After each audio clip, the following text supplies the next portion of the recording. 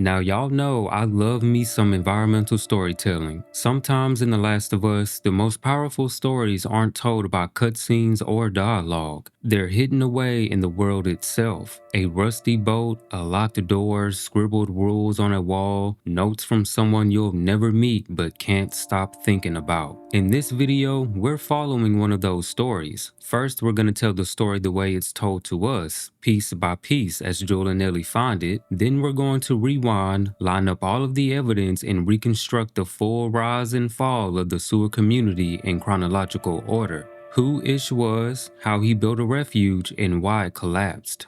Joel, Ellie, Sam, and Henry dragged themselves out of the water, coughing and soaked. Finally free from the hellish Pittsburgh quarantine zone, the city is finally behind them. But what waits ahead is just as mysterious. They come across a rusty stained boat resting quietly on the shore, its nameplate faded by the years at sea. It's here, before we even step into the next area, that The Last of Us hands us one of its most intriguing pieces of environmental storytelling. A single scrap of paper left inside the boat. Well, it's looking like I've dodged the chaos and mayhem long enough. My time out at sea is coming to an end. I'm short on supplies and this boat has seen better days. And you know what? This was bound to happen sooner or later. I guess it's time to go see what's left of mankind. What could possibly go wrong, right? If you happen to find my skeleton, please don't step on my skull. Thanks. Ish. It's a short, almost joking note, but it sets an entire mystery. Who is Ish? Why has he been out at sea for so long? Is he even aware of what he's about to walk into? And why, in a world overrun with cordyceps, does he still have the mind to crack a joke about his own skull? With one page, The Last of Us introduces us to a man we never actually meet, but whose shadow we're about to follow through one of the most fully realized side stories in the game.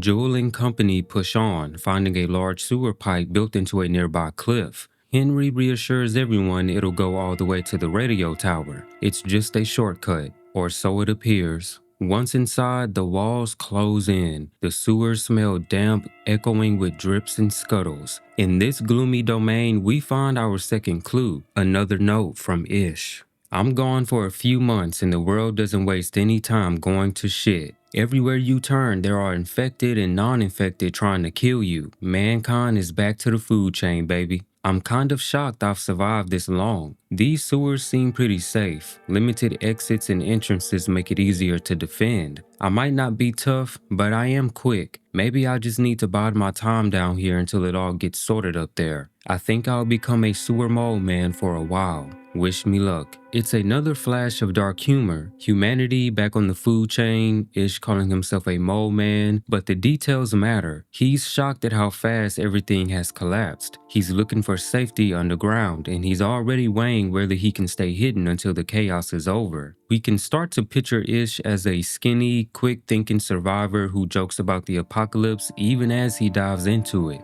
Deeper still, Joel and the group come to a flooded chamber. I can't swim. That makes two of us. Well, that actually makes three of us because I can't swim either.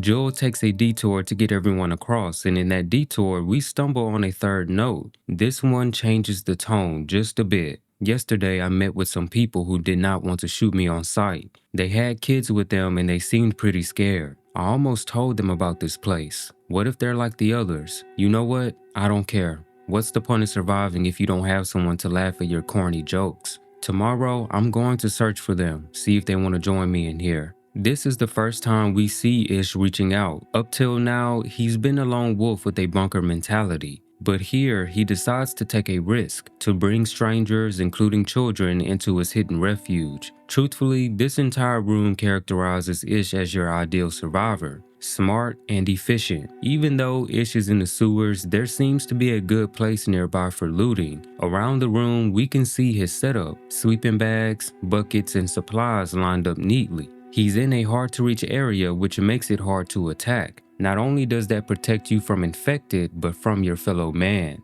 Then, just past a double door painted like a castle, everything changes. Joel trips a sound trap, Henry recognizing it as an alarm system. And for the first time, the sewers feel alive. House rules are posted on the wall. Further in the room is a type of indoor playground where we see Ellie and Sam play with a soccer ball. This isn't just a hideout anymore, it's a community. We also find a fourth note in a room where the group were obviously storing their water. Hey Susan, these rain catchers were a great idea. I hope you don't mind, but I gave the kids a couple of water guns. So of course, I've been drenched all day. See you at dinner tonight. Fair warning though, Kyle is making his special meatloaf again. In just a few sentences, we learn a lot. Kyle and Susan are here. They're doing everything possible to minimize the trips outside. They're gathering water, eating dinner together, they're giving kids water guns and complaining about meatloaf. This is a snapshot of normalcy,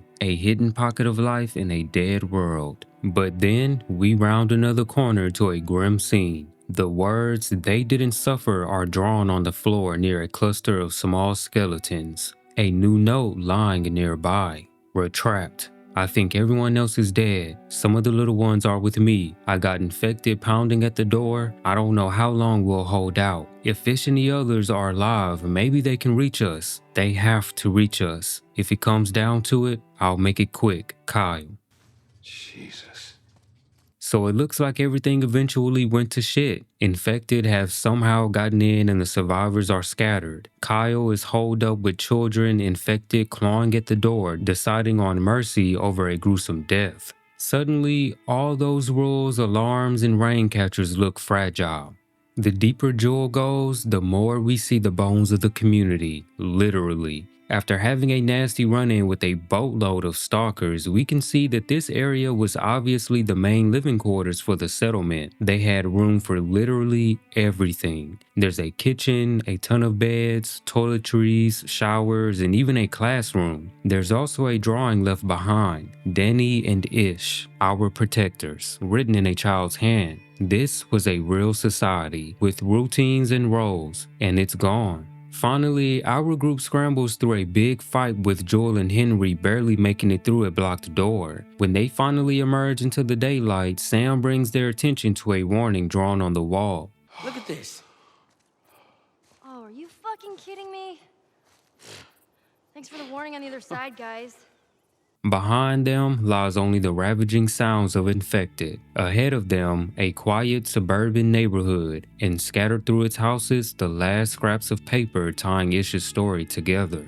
The four continue through the neighborhood, taking note of the sights, with Joel and Henry reminiscing of the long dead things to the kids. This is honestly one of my favorite parts of the game. It's a genuine, sightful, surreal experience. In one of the nearby houses, we find a note left by Kyle, but it's before he joined Ish in the sewers. Another night, another shooting. I could see the muzzle flashes coming from the Carsons' windows. I stayed up the entire night with the whole family in one room. I doubt anybody got any sleep. It's only a matter of time before the looters try to break into our house. We have to get out of here. That skinny man approached us again. He traded more of his bullets for some of our food. He offered us to join him in his hideout. He says it's secure and, more importantly, hidden. Easily defendable is how he described it. He said that the only reason he trusts me is because I have kids. I don't think we can stay here anymore. He seems like a trustworthy guy. I'm going to suggest to everyone tomorrow that we take him up on his offer. Kyle.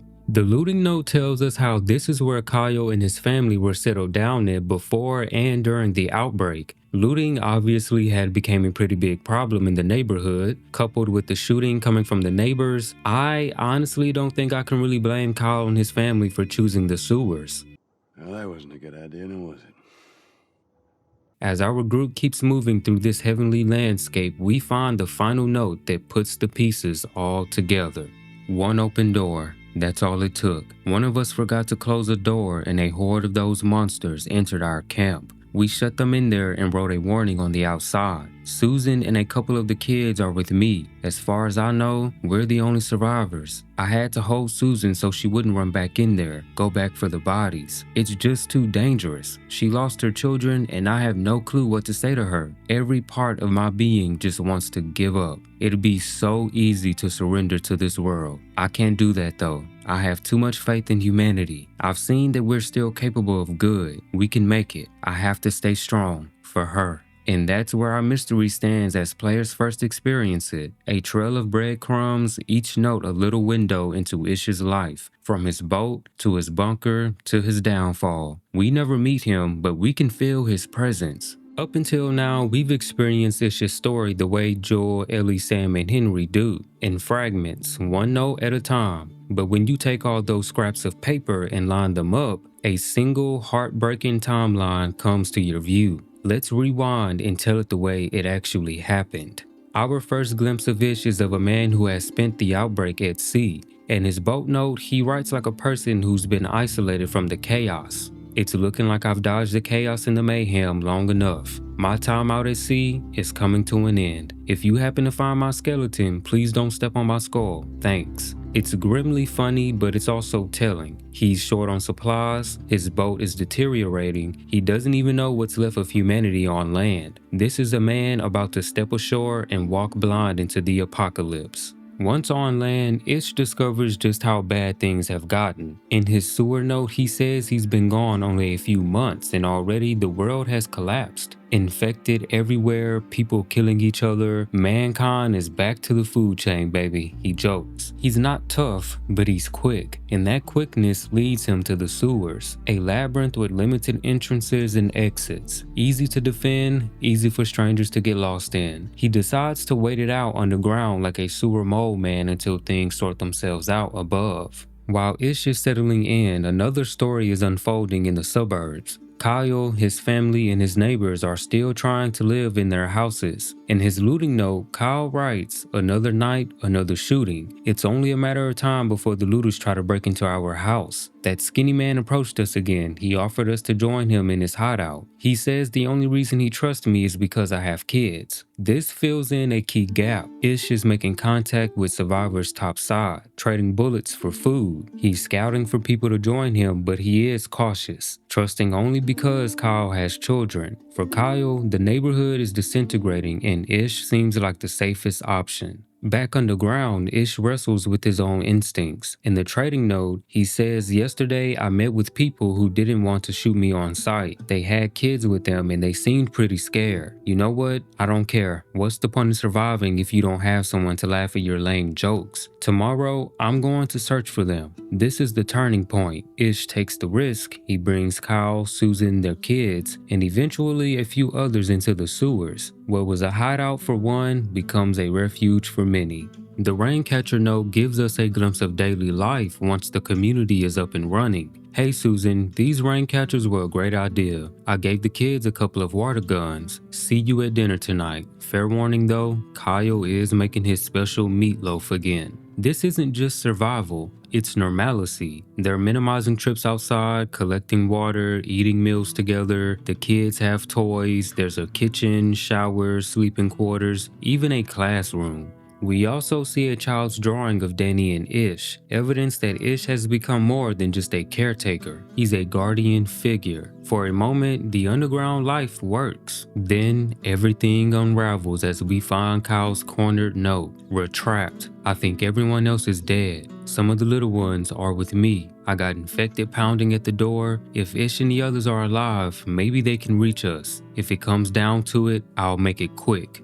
Somehow, infected have breached the camp. One mistake and the whole system collapsed. Kyle and a group of the children are cornered. He's hoping for rescue, but preparing to give the children a merciful death instead of letting the infected take them. The cheerful Raincatcher note now reads like a ghost of a lost world.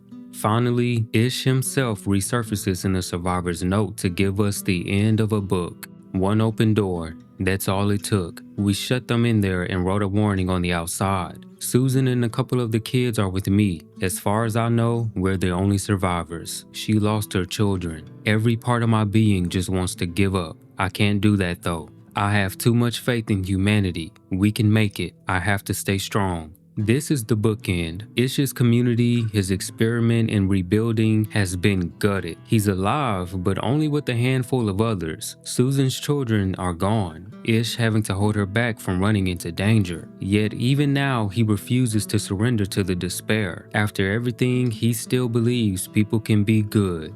Seen in order, the story of Ish is a mini version of The Last of Us itself. Hope, connection, and inevitable loss. Ish starts as a lone wanderer. He finds a defensible space. He risks opening it to others. For a time, they build a little world under the old one. Rules, water, meals, and toys. Then a single mistake destroys it. Ish in the end walks away with only a few survivors, still clinging to hope. We unfortunately never meet Ish in person, nor do we see the last of his journey. But through scattered notes in rooms, a boat on the shore, a rain catcher in the dark, the words "they didn't suffer" drawn on the floor, The Last of Us give us one of its richest yet saddest stories. And that's the complete story of Ish in the sewer community. How it started, how it thrived, and how it fell. In a game full of unforgettable characters, Ish is the one we never meet but feel we know. His story asks a simple question. Even with smart planning, defenses, and a good heart, can any hidden pocket of humanity survive the Cordyceps world forever? Or is one open door always inevitable? Let me know what you think in the comments. Until next time, keep watching the dark because it's definitely watching you.